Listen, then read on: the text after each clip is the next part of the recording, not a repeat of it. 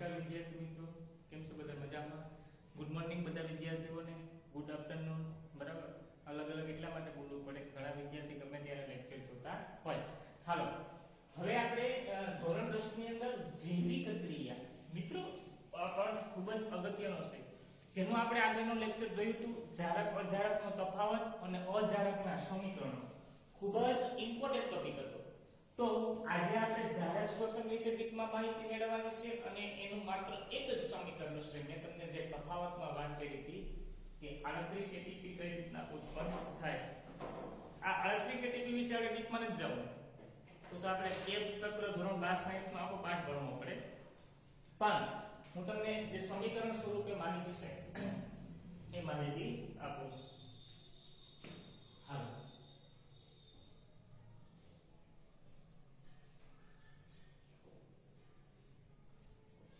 આપણા ટોપિક નું નામ છે જારક શ્વસન. તમને બધાને ખબર છે કે જે શ્વસન, મારી સાથે બધા બોલતા રહેજો, જે શ્વસન ઓક્સિજનની હાજરીમાં થાય એવા શ્વસનને કેવું શ્વસન કહેવાય? તો કે જારક શ્વસન.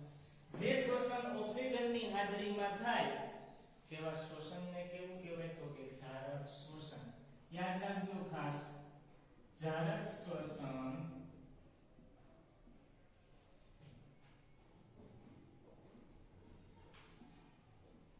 કોષરસ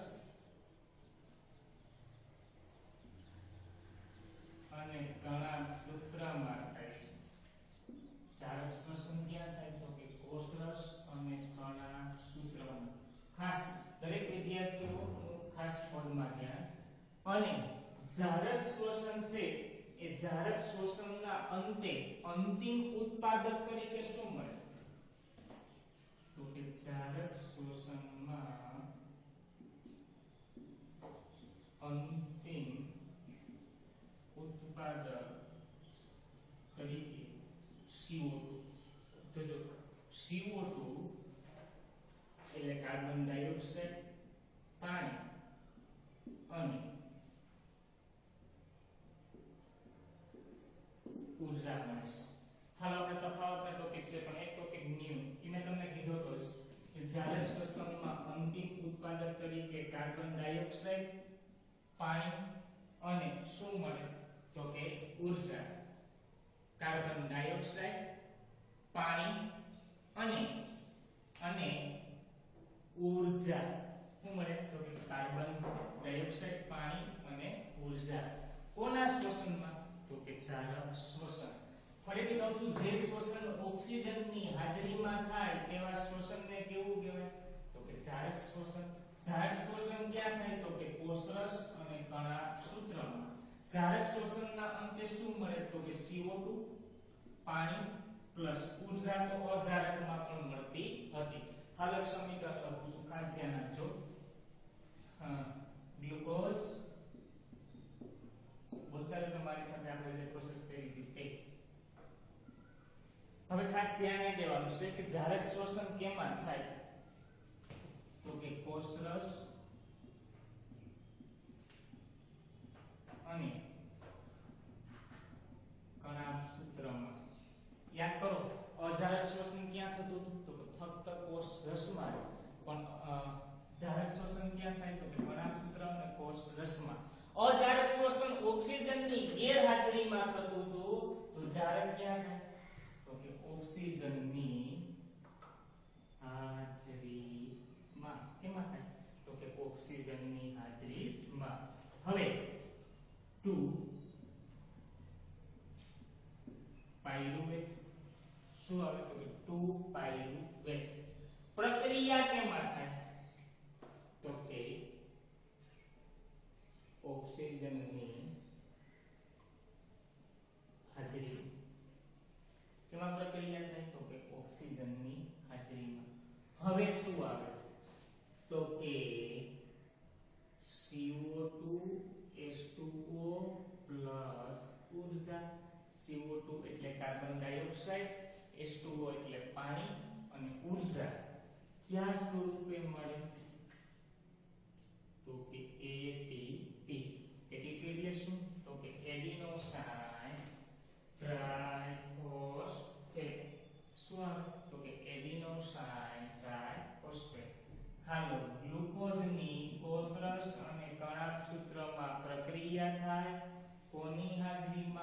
ઓક્સિજનની હાજરીમાં પાયરુવેટ ઓક્સિજનની હાજરીમાં અંતે શું મળે કાર્બન ડાયોક્સાઇડ પાણી ઉર્જા અને એટીપી જે શ્વસન ઓક્સિજનની હાજરીમાં થાય તેવા શ્વસનને કેવું કહેવાય તો કે ચારક શ્વસન કોષરસ અને કણાભ સૂત્રમાં થાય ચારક શ્વસનના અંતિમ ઉત્પાદક તરીકે CO2 અને પાણી પ્લસ શું મળે તો કે ઉર્જા આવા સમીકરણ ખાસ દરેક વિદ્યાર્થી લખી લેજો અગત્યનું હતું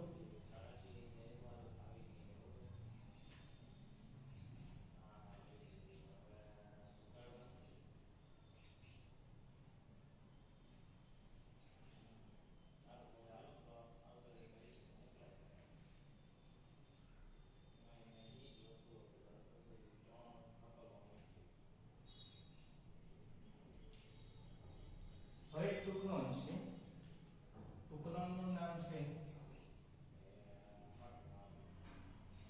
ATP ટૂંકનોંધનું નામ શું તો કે ATP ખાસ લખજો ટૂંકનોંધ તમારી નોટબુકમાં ATP નું પૂરું નામ શું તમને બધાને ખબર છે એડિનો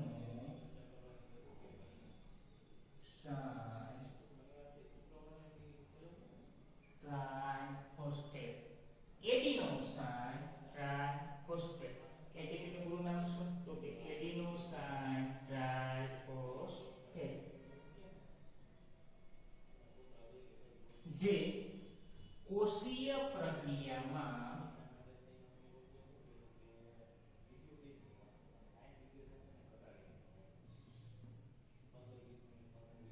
ઉર્જાનું સંલગ્ન જે કોષીય પ્રક્રિયામાં ઉર્જાનું સંલગ્ન છે આ ઉર્જાનો સંગ્રહ પાણીના અણુનો ઉપયોગ કરી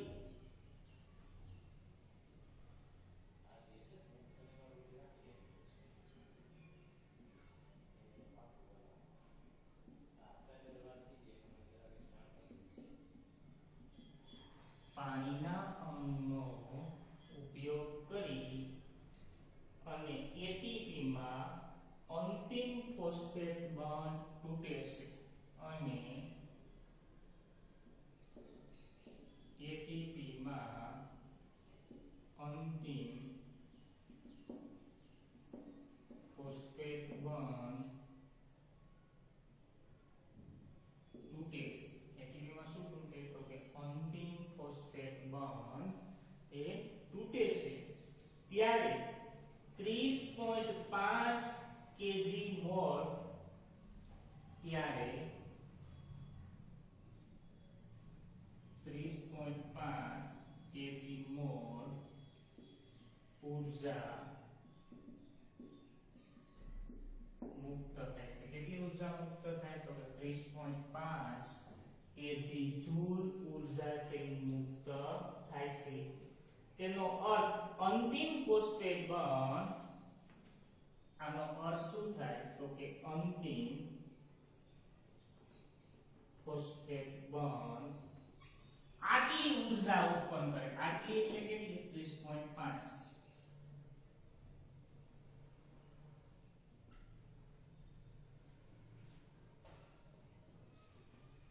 આટલી ઊર્જા ઉત્પન્ન કરે કોણ તો કે એક ફોસ્ફેટ બોન્ડ તૂટે તો એટલી ઊર્જા મુક્ત થાય હવે ATP નો ઉપયોગ ક્યાં થાય ATP નો ઉપયોગ તો કે કોષમાં મુક્ત થતી ઊર્જાના સંગ્રહ માટે કોષમાં મુક્ત થતી ઊર્જાના સંગ્રહ માટે એટલા માટે તો ATP ને શું કહેવાય તો કે પાવર હાઉસ તરીકે ઓળખવામાં આવે છે ATP નો ઉપયોગ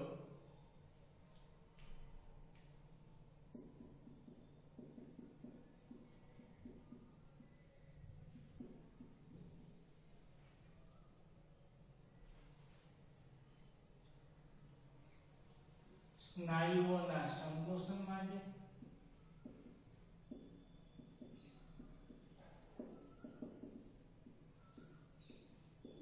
ત્યારબાદ પ્રોટીન સંશ્લેષણ માટે,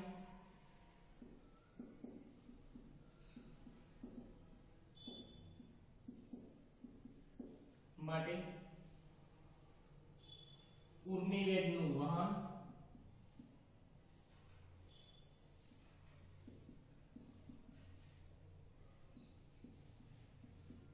પ્રસરણ વગેરેમાં. એટીપી નો ઉપયોગ ક્યાં થાય તો કે પ્રાણીના સ્નાયુઓના સંકોચનમાં, પ્રોટીન સંશ્લેષણ માટે આવી વગેરે જગ્યાએ એટીપી નો ઉપયોગ કરવામાં આવે. હવે હું એક સમીકરણ લખું છું. ADP પ્લસ અહીં P લખું છું, જેનું નામ છે ફોસ્ફેટ. શું નામ છે તો કે ફોસ્ફેટ પ્લસ ઉર્જા ADP અને અહીં શું આવશે તો કે P બરાબર ATP. હવે મેં તમને હમણાં ફોસ્ફેટ બંધ તૂટવાની વાત કરી હતી. પહેલા બધું ફરીથી જોઈએ, ત્યારબાદ આપણે લાસ્ટ સમીકરણને સમજીએ.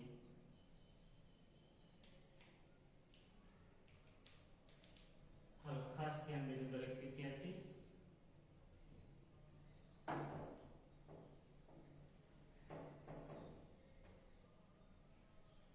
ATP નું પૂરું નામ શું તો કે એડિનોસાઇન ટ્રાઇફોસ્ફેટ.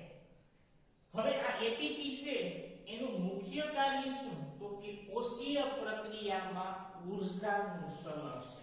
કોષીય પ્રક્રિયામાં ઊર્જાનું સલણ એટલે શું તો કે કોષીય પ્રક્રિયા દરમિયાન જ્યારે ઊર્જાની જરૂર પડે ત્યારે ATP એ ઊર્જાનો સંગ્રહ કરેલો હોય. શું કરેલો હોય? ઊર્જાનો સંગ્રહ. અને એ ઊર્જા છે એ કોઈ પણ પટલમય અંગિકાને ગમે ત્યારે જરૂર પડે. આપણે એક આપણી ભાષામાં કહો કે અમારે ત્યાં રિવાજ છે, સલમ છે. એનો મતલબ શું કે અમારે ત્યાં જવું પડે, અમારે ત્યાં લોકોને આવવું પડે. તો ATP નો પણ એક રિવાજ છે કે ગમે ત્યારે કોઈ પણ અંગિકાને ઊર્જાની જરૂર પડે તો એ ઊર્જા પૂરી પાડે. બરાબર. આપણે પહેલાના સમયમાં રાજા મહારાજાનું કામ શું હતું તો કે કોઈ પણ જગ્યાએ પ્રજાઓને ગમે ત્યારે અન્નની જરૂર પડે, કોઈ પૈસાની જરૂર પડે તો એ રાજાને પ્રજાને પૂર્ણ કરવાનું. તો ATP એક રાજા છે. ઈ રાજા કોઈ પણ પ્રજાને ગમે ત્યારે ઊર્જાની જરૂર પડે તો એ ઊર્જા પૂરી પાડે. હું અત્યારે વનસ્પતિની વાત કરું. કોની વાત કરું તો કે વનસ્પતિની. એ કોષીય પ્રક્રિયામાં ઊર્જાનું સલણ છે. હવે ખાસ યાદ રાખજો, પાણીના અણુનો ઉપયોગ કરી અને ATP માં અંતિમ ફોસ્ફેટ બંધ તૂટે. અંતિમ ફોસ્ફેટ બંધ તૂટે એનો મતલબ શું? આ T લખ્યો એ કોનો? ફોસ્ફેટનો. આ બંધ છે અંતે શું થઈ જાય તો કે તૂટી જાય. અને ઈ બંધ તૂટે તો કેટલી ઊર્જા મળે? એક માર્ક્સનો MCQ તમને પૂછશે કે પાણીના અણુનો ઉપયોગ કરી અને જ્યારે ATP માં અંતિમ ફોસ્ફેટ બંધ તૂટે ત્યારે શું થાય? કેટલી ઊર્જા મળે તો કે 30.5 kg મોલ જેટલી ઊર્જા મુક્ત થાય. અંતિમ ફોસ્ફેટ બંધ આટલી ઊર્જા મુક્ત કરે. આ જે તમને P દેખાય ને બરાબર, એ એટલી ઊર્જા છે ઉત્પન્ન કરે. હવે ATP નો ઉપયોગ ક્યાં થાય તો કે કોષમાં મુક્ત થતી ઊર્જાના સંગ્રહ માટે. કોષમાં મુક્ત થતી ઊર્જાના સંગ્રહ માટે કોનો ઉપયોગ થાય તો કે ATP નો ઉપયોગ થાય છે. કોષમાં મુક્ત થતી ઊર્જા માટે કોનો ઉપયોગ થાય તો કે ATP. ખાસ ધ્યાન દેજો દરેક વિદ્યાર્થી. ATP નો ઉપયોગ સ્નાયુઓના સંકોચન માટે. સ્નાયુઓનું સંકોચન એટલે અત્યારે હું મારા હાથને બેન્ડ કરું એટલે કે વાળું છું તો આ મને ઊર્જા ક્યાંથી મળી તો કે એટીપી માંથી મારે મારા હાથને આ રીતના ક્રોસ કરવું અને ડીએનએ આકાર બનાવવો આ ડીએનએ આકાર બનાવવું એ મને ઊર્જા ક્યાંથી મળી તો કે એટીપી માંથી તો સ્નાયુઓનું સંકોચન એના માટે કોણ ઉપયોગી છે તો કે એટીપી પ્રોટીનના સંશ્લેષણ માટે ઉર્મિ વેગનું વહન એટલે શું નવો ટોપિક એવો આ ટોપિક છે ઉર્મિ વેગનું વહન આપણો 7મો પાઠ સંકલન અને નિયંત્રણનો જો સિમ્પલ વસ્તુ સમજો અત્યારે જે હું બોલું છું એ તમને સંભળાય કે નહીં તો કે યસ એ માહિતી કોને મળે તો કે માહિતી તમારા કાન દ્વારા મગજને મળે અને ત્યાં એક નાનું ડીએનએ રહેલું છે ડીએનએ નાનું નથી ખૂબ મોટું છે પણ તમને એક મગજ સ્વરૂપે સમજાવું છું અને એ ડીએનએ દ્વારા મગજ છે એ માહિતીનું વિશ્લેષણ કરે છે કે અત્યારે તમે એટીપી વિશે માહિતી મેળવો છો એ માહિતી તમને ખબર પડે છે એક સિમ્પલ ઉદાહરણ આપું છું બરાબર તમે પ્રયોગ ન કરતા બરાબર હું તમને બતાવું છું આ એક પિન છે સમજી લ્યો આ એક સેફટી પિન છે આ સેફટી પિનને હું મારા હાથની અંદર સ્પર્શ કરું તો મારા મગજને ખબર પડશે કે નહીં ભાઈ ત્યાં કંઈક દર્દ અને ઈજા થાય એ ઉર્મિ વેગ મારા ચેતાતંત્ર દ્વારા કોને મળ્યો તો કે મગજને મળ્યો હવે એ ઉર્મિ વેગ મળ્યો તો એના માટે પણ એટીપી ઉપયોગી છે કોણ ઉપયોગી છે તો કે એટીપી પ્રસરણ માટે પ્રસરણ એટલે હાલવું દોડવું કૂદવું એના માટે પણ કોણ ઉપયોગી છે તો કે એટીપી હવે નવો એક શબ્દ આવ્યો એડીપી એટીપી ને એડીપી એડિનોસાઇન ડાયફોસ્ફેટ પહેલામાં ટ્રાય હતું ને આમાં શું આવે તો કે ડાયફોસ્ફેટ જેની ફોસ્ફેટ સાથે પ્રક્રિયા કરો તો એને ઊર્જા આપવી પડે શું આપવી પડે ઊર્જા અને એટીપી માંથી એક ફોસ્ફેટ બંધ તૂટી અને એડિનોસાઇન ટ્રાઇફોસ્ફેટ બને શું બને તો કે એડિનોસાઇન ટ્રાઇફોસ્ફેટ એટીપી નું નામ શું તો કે એડિનોસાઇન ટ્રાઇફોસ્ફેટ ખૂબ અગત્યનો ટોપિક છે દરેક વિદ્યાર્થી ખાસ ધ્યાન આપે શું નામ તો કે એડિનોસાઇન ટ્રાઇફોસ્ફેટ ફરીથી કહું છું એટીપી એડિનોસાઇન ટ્રાઇફોસ્ફેટ જે કોષીય પ્રક્રિયામાં ઊર્જાનું સંલગ્ન છે કઈ પ્રક્રિયામાં કોષીય પ્રક્રિયામાં પાણીના અણુનો ઉપયોગ કરી અને એટીપી માં અંતિમ ફોસ્ફેટ બંધ તૂટે કયો બંધ તૂટે તો કે અંતિમ ફોસ્ફેટ બંધ થઈ તૂટે જેની અંદર ઊર્જા કેટલી હતી તો કે 30.5 કેજી જેટલી ઊર્જા છે મુક્ત થાય જેમાં અંતિમ ફોસ્ફેટ બંધ તૂટવાથી 30.35 કેજી મોલ જેટલી ઊર્જા ઉત્પન્ન થાય એટીપી નો ઉપયોગ ક્યાં થાય તો કે કોષમાં મુક્ત થતી ઊર્જાના સંગ્રહ માટે ક્યાં થાય તો કે કોષમાં મુક્ત થતી ઊર્જાના સંગ્રહ માટે એટીપી નો ઉપયોગ પ્રાણીના સ્નાયુના સંકોચન માટે પ્રોટીનના સંશ્લેષણ માટે ઉર્મિ વેગના વહન માટે અને પ્રસરણ માટે એડિનોસાઇન ડાયફોસ્ફેટની ફોસ્ફેટ સાથે પ્રક્રિયા કરો એમાં પણ થોડી ઊર્જા આપી દો એટલે એડીપી માંથી એક ફોસ્ફેટ બંધ તૂટી જાય અને શું બને તો કે એટીપી એટલે કે એડિનોસાઇન ટ્રાઇફોસ્ફેટ તો દરેક વિદ્યાર્થી આ ટોપિક લખી લે હવે આપણે આગળ મનુષ્યનું શ્વસન તંત્ર ભણવાનું છે પણ એ આપણે આગળના લેક્ચરમાં ભણશું હું તમને માત્ર 3 વ્યાખ્યા કરાવું છું આ 3 વ્યાખ્યા ક્લિયર રાખજો તો આપણે શ્વસન તંત્ર છે એ ખૂબ જ સરળ બની જશે હું 3 શબ્દ લખું છું ખાસ ધ્યાન રાખજો એક શબ્દ લખું છું શ્વસન નંબર 2 લખું છું શ્વાસો શ્વાસ ખાસ યાદ રાખજો મેં તમને 3 શબ્દ લખવાનું કીધું એક શ્વસન એક શ્વાસોશ્વાસ મેં 3 શબ્દ લખવાનું કીધું હતું તો આપણે આ શ્વાસોશ્વાસના 2 ભાગ પાડવાના છે એટલે ના 3 શબ્દ થઈ જશે એક શ્વાસ અને એક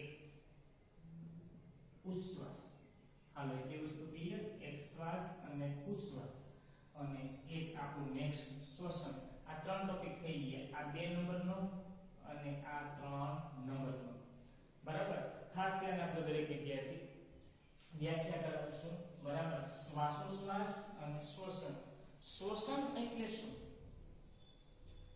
તો કે આપણી ભાષામાં પહેલા સમજીએ અત્યારે તમે વિડિયો જોઈ રહ્યા છો બરાબર અને અત્યારે હું ભણાવી રહ્યો છું હાલો એ કમ્પ્લીટ તો કે હા તમે ભણો છો હું ભણાવું છું તમે લખો છો હું પણ બોર્ડમાં લખું છું પણ તમને ને મને એ તો ખબર છે કે આપણે શ્વાસોશ્વાસની ક્રિયા સતત ચાલુ જ હોય તમે દિવસ દરમિયાન રાત્રિ દરમિયાન સુવો દોડો કૂદો હસો ખેલો કોઈ પણ કામ કરો બરાબર એમાં આપણી શ્વાસની ક્રિયા કન્ટિન્યુ ચાલુ હોય ને હોય તો હું તમને પહેલા શ્વાસ શ્વસનની આપણી વ્યાખ્યા કહું આ શ્વાસની આપણી વ્યાખ્યા કહું અને ઉશ્વાસની આપણી આ તમને સમજવા માટે આપણા ઘરની તમારા માઇન્ડમાં ઉતરી જ જવું જોઈએ શ્વસન એટલે શું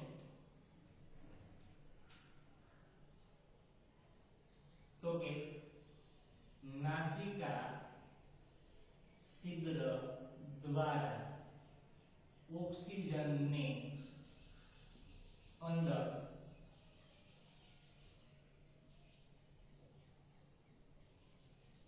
દાખલ કરવાની ક્રિયાને શું કહેવાય નાસિકા છિદ્ર દ્વારા ઓક્સિજનને અંદર દાખલ કરવાની ક્રિયાને શું કહેવાય તો કે શ્વસન બરાબર તો શ્વાસ અને ઉશ્વાસ એટલે શું તો કે વાતાવરણનો જોજો વાતાવરણનો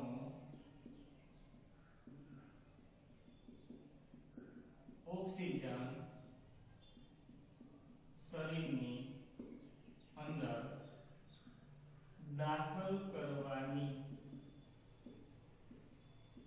ક્રિયાને શ્વાસ કહેવાય વાતાવરણના ઓક્સિજનને શરીરની અંદર દાખલ કરવાની ક્રિયાને શું કહેવાય તો કે શ્વાસ હવે તમે વાતાવરણનો ઓક્સિજન લીધો તો આ પ્રક્રિયા દરમિયાન જે કાર્બન ડાયોક્સાઇડ ઉત્પન્ન થાય